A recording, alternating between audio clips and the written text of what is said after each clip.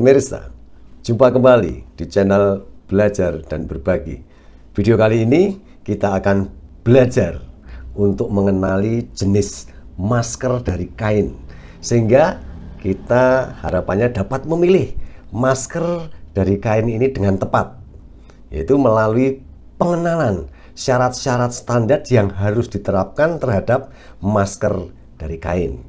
Jadi dalam masa pandemik saat ini, kita tahu masyarakat Indonesia diharapkan dapat menjaga diri dan kesehatannya agar terhindar dari virus corona COVID-19 ini dengan berbagai cara. Salah satu caranya itu menggunakan masker. Dan saat ini kita juga tahu banyak orang Indonesia membuat dan menggunakan aneka macam masker dari kain. Bagi pengguna masker dari kain tentu ada kesulitan ini untuk mengetahui jenis masker dari kain seperti apa yang sebenarnya itu yang baik, yang sesuai dengan standar untuk digunakan. Nah, untuk memberikan kepastian mutu masker dari kain ini, maka pemerintah dalam hal ini Badan Standarisasi Nasional pada tahun 2020 telah menerbitkan Standar Nasional Indonesia nomor 8914 tahun 2020 mengenai tekstil masker dari kain. Dengan terbitnya Standar Nasional Indonesia tersebut, diharapkan masker yang berasal dari kain yang beredar di Indonesia ini dapat memenuhi persyaratan mutu yang telah ditetapkan dalam standar tersebut. Jadi yang penting adalah pemahaman persyaratan terhadap standar SNI tersebut tentu saja akan dapat membantu bagi para pembuat masker dari kain tadi lebih memahami syarat-syarat mutu masker dari kain. Dan demikian juga para pembeli atau pengguna masker dari kain. Mereka dapat memilih masker dari kain ini yang sesuai atau yang tepat. Standar SNI tersebut disusun untuk memberikan standar kain yang digunakan untuk pembuatan masker non-medis. Sekali lagi, untuk pembuatan masker non-medis dari kain. Ini dapat bisa berasal dari kain tenun, kain raju, dan minimal 2 lapis kain. Nah, pada waktu kami memberikan pelatihan, ada kawan yang bertanya demikian, Pak Aus, saya melihat banyak orang yang latah nih membuat masker dari kain. Bahkan dengan aneka model yang bagus-bagus. Jadi sebenarnya ini masker dari kain ini dibuat begitu saja atau juga ada syarat yang harus dipenuhi? Ini kawan kami bertanya seperti itu. Mau tahu penjelasannya? Mari kita belajar bersama-sama melalui video yang satu ini.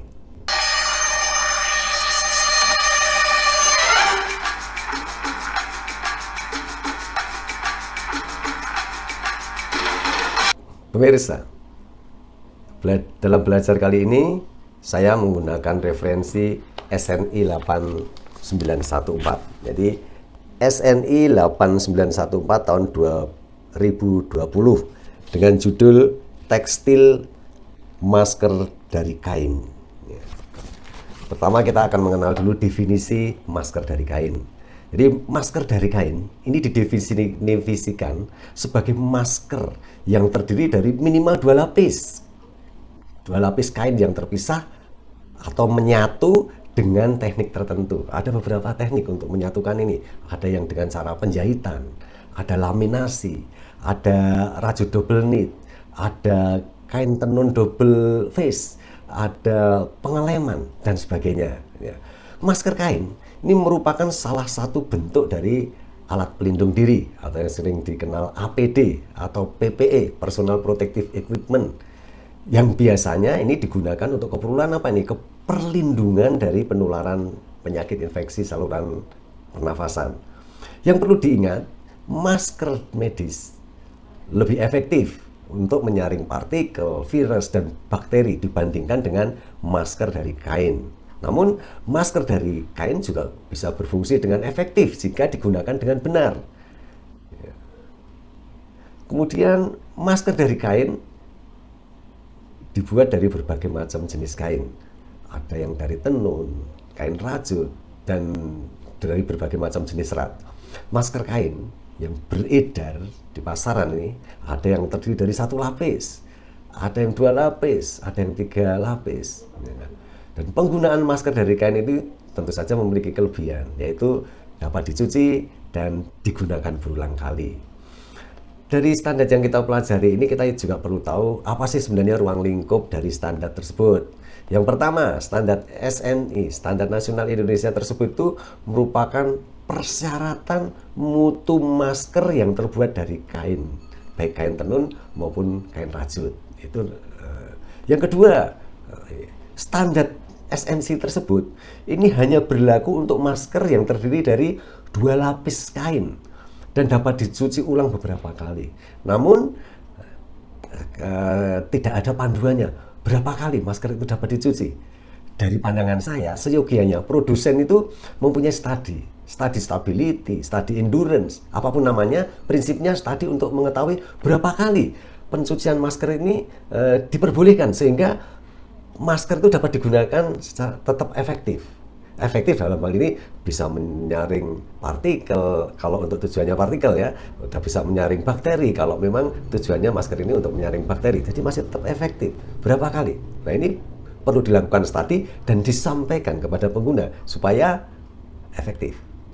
Lingkup yang ketiga, yaitu standar SNI tersebut tidak berlaku untuk masker dari kain non-woven dan tidak berlaku masker bagi bayi. Nah, itu lingkup dari standar tersebut. Kemudian kita belajar tentang klasifikasi. Ya. Jadi masker dari kain ini ada 3 klasifikasi. Ada tipe A, tipe B, dan tipe C. Tipe A, masker kain ini tujuannya untuk penggunaan umum. Dan parameter dan pengujian yang dilakukan itu mengenai daya tembus. Daya tembus udara itu harus dalam rentang 15 sampai 65 cm3 per cm persegi per detik. Kemudian tipe masker B. Masker kain ini tujuannya untuk penggunaan filtrasi bakteri. Parameter dan pengujian yang ditentukan adalah mengenai efisiensi filtrasi bakteri. Jadi efisiensi filtrasi bakteri itu harus lebih besar dari 60%. Dan selain itu, dia juga ada harus memenuhi pengujian tentang tekanan diferensial. Ini harus lebih kecil atau sama dengan 15 mm H2O per cm persegi. Kemudian yang tipe C, ini masker kain ditujukan untuk penggunaan filtrasi partikel. Parameter dan pengujian yang ditetapkan yaitu tentang efisiensi filtrasi partikelnya, terutama yang ukurannya 0,1 mikron atau lebih besar. Ini efisiensinya harus sama dengan atau lebih besar 60%.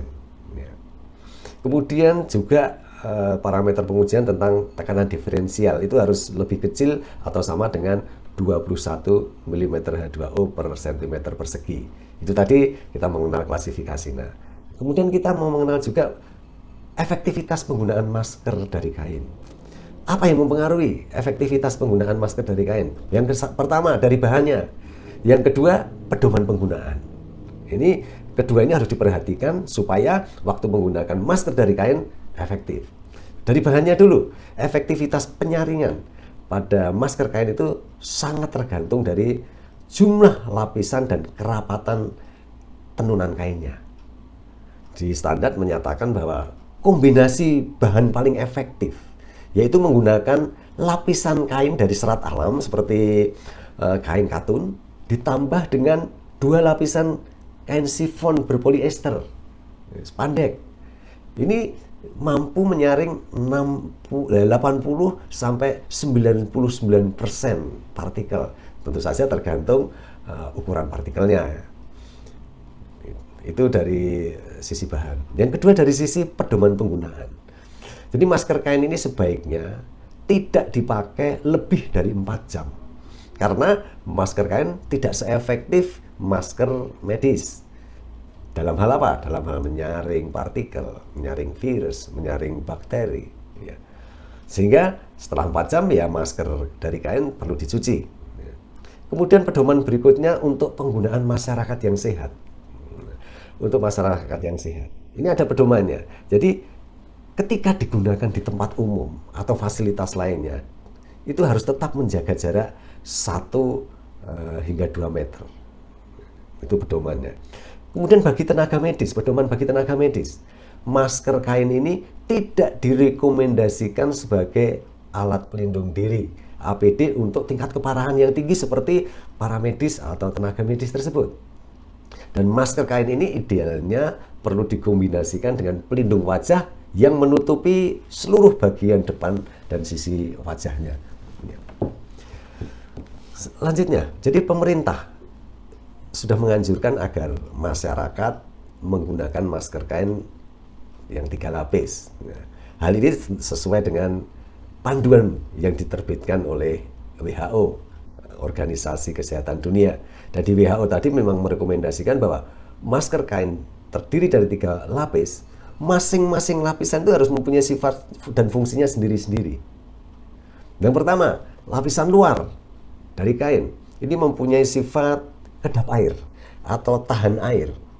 Dan ini berfungsi untuk mencegah masuknya droplet dari luar ke pemakai masker. Dan lapisan luar dari masker ini dianjurkan terbuat dari bahan yang tidak menyerap air sehingga dapat mencegah partikel-partikel dari luar untuk masuk melewati masker tersebut. Kemudian lapisan kedua atau yang di tengah nih, ini mempunyai densitas yang tinggi. Tujuannya ya, dia berfungsi sebagai filter kuman. Jadi lapisan tengah masker itu disarankan terbuat dari bahan nonwoven seperti polipropilin yang berfungsi sebagai penyaring. Kemudian lapisan paling dalam yang menempel langsung pada kulit kita, ini berfungsi sebagai penyerap cairan berukuran besar yang keluar dari pemakainya ketika batuk, ketika bersin. Nah, jadi lapisan dalam ini harus menyerap air. Jadi itu ya, harus menyerap air. Kemudian bagaimana kalau hal-hal tersebut tidak memungkinkan untuk dilakukan? Nah, ini WHO juga menganjurkan agar tetap saja masyarakat setidaknya menggunakan masker kain yang terdiri dari beberapa lapis. Kita lanjutkan dengan pemilihan bahan. Ya. Pemilihan bahan untuk pembuatan masker dari kain itu sangat penting karena filtrasi dan kemampuan bernafas itu sangat bervariasi tergantung pada jenis bahannya. Jadi efisiensi filtrasi tergantung dari kerapatan kainnya, jenis seratnya, dan juga anyamannya. Ya. Jadi filtrasi pada masker dari kain ini berdasarkan penelitian-penelitian itu sangat bervariasi nih, dari 0,7% sampai 60%. Dan semakin banyak lapisannya, tentu saja akan semakin tinggi efisiensi filtrasinya. Dari sisi breathability, kemampuan bernafas. Ya. Jadi pengukuran breathability ini dilakukan dengan mengukur perbedaan tekanan udara yang melewati kain. Breathability medis, tentu saja breathability medis ini dapat diterima kalau dia mempunyai breathability di bawah 49 Pascal per centimeter persegi untuk masker medis ya. Sedangkan untuk masker non medis, perbedaan tekanan yang bisa diterima itu pada keseluruhan masker itu harus di bawah 100 Pascal. Ya, itu jadi memang berbeda breathability-nya. Sekarang kita berbicara tentang syarat umum, syarat yang ditetapkan di dalam standar SNI 8914 tahun 2020. Yang pertama, daya tembus udara. Syarat daya tembus udara itu harus sekitar 15 sampai 65 cm3 per centimeter persegi per detik.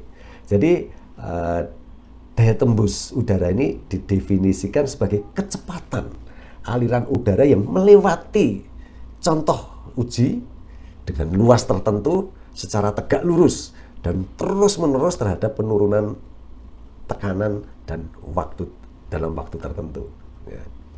Pada prinsipnya, besarnya aliran udara yang melewati area tertentu pada kain tersebut, yang melewati secara tegak lurus itu diukur perbedaan tekanannya. Ya. Perbedaan tekanan itu diukur. Itu prinsip menentukan besaran aliran udaranya. Kemudian daya serapnya. Jadi persyaratan daya serap itu lebih kecil dari 60 detik. Ini berlaku untuk lapisan dalam dan untuk semua tipe masker, tipe A, tipe B, tipe C. Dan standar ini menetapkan cara uji daya serap bahan tekstil. Jadi daya serap ini dinyatakan sebagai waktu pembahasan dalam detik tentu saja. Kemudian kadar formaldehid bebas. Jadi ada kadar formaldehid. Jadi persyaratan kadar formaldehid bebas maksimum 70 mg per kilogram untuk semua jenis masker. Kemudian yang keempat, ketahanan luntur warna. Ada 3 macam nih ketahanan luntur, yaitu ketahanan luntur terhadap pencucian, terhadap keringat kita, asam basa, kemudian terhadap saliva kita. Jadi dalam ketahanan terhadap pencucian ini berlaku untuk masker yang berwarna. Jadi ada pengujian ketahanan luntur warna terhadap pencucian. Kemudian yang kedua, ketahanan luntur terhadap keringat asam basa kita. Ini berlaku untuk lapisan dalam yang berwarna, dan pengujian tahan luntur warna ini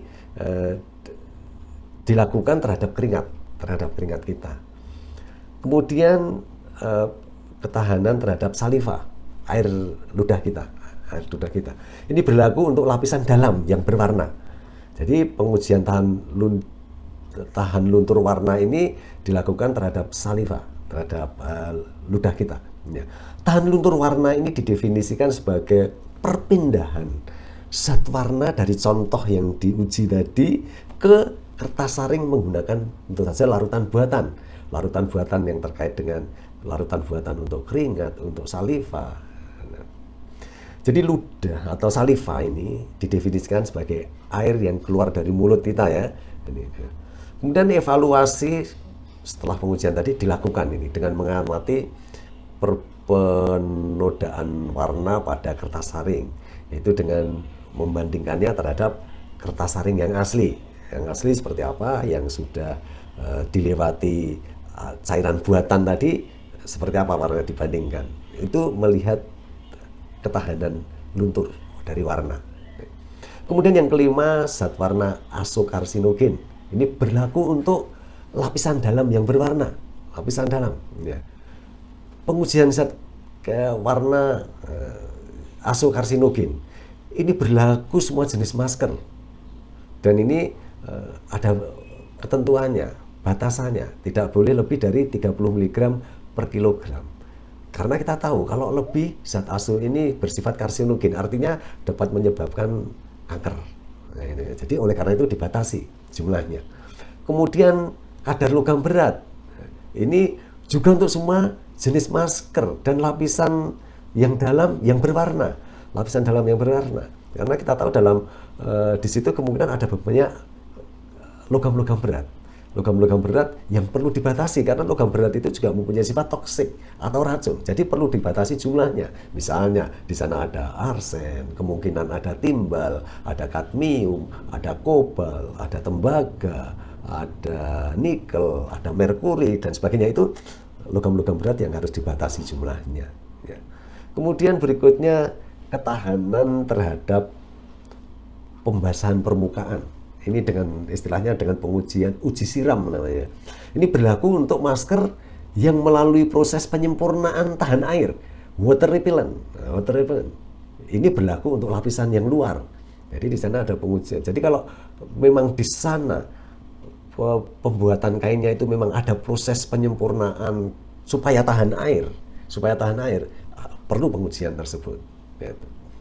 Kemudian ada kadar namanya PFOS dan PFOA. Ini berlaku untuk masker yang melalui proses penyempurnaan tahan air juga. Jadi water repellent tadi ini berlaku untuk lapisan yang luar. Jadi kalau memang lapisan luar itu memang disempurnakan, diproses dengan sesuatu hal sehingga dia menjadi tahan.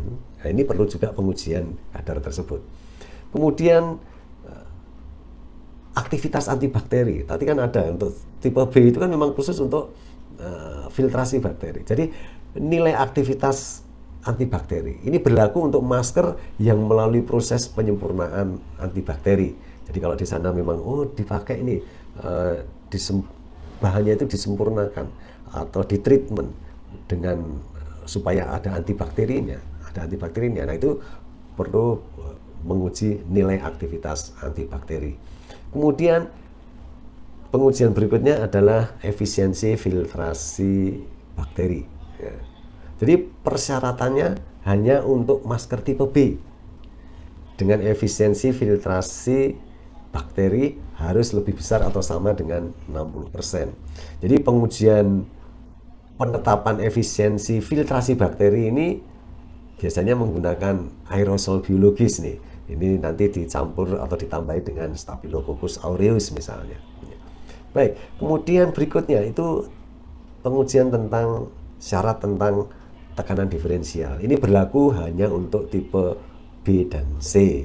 Jadi persyaratannya untuk masker tipe B itu harus lebih kecil dari 15 mm H2O per cm persegi. Sedangkan untuk tipe C itu harus lebih kecil 21 mm H2O per cm persegi. Jadi tekanan diferensial ini didefinisikan sebagai daya tembus udara pada masker. Ini diukur dengan menentukan perbedaan tekanan masker dengan tentu saja dengan kondisi aliran udara tertentu, temperatur tertentu, kelembaban tertentu. Ya. Jadi dan ini tekanan diferensial ini merupakan indikator kemampuan bernafas dari masker. Kemudian syarat berikutnya yang harus diuji adalah efisiensi filtrasi partikel. Ini persyaratan efisiensi filtrasi partikel ini hanya khusus untuk masker yang tipe C, yaitu harus lebih besar dari 60% untuk partikel yang ukurannya 0,1 mikron ke atas. Dan pengujian penetapan efisiensi filtrasi partikel ini ya dilakukan dengan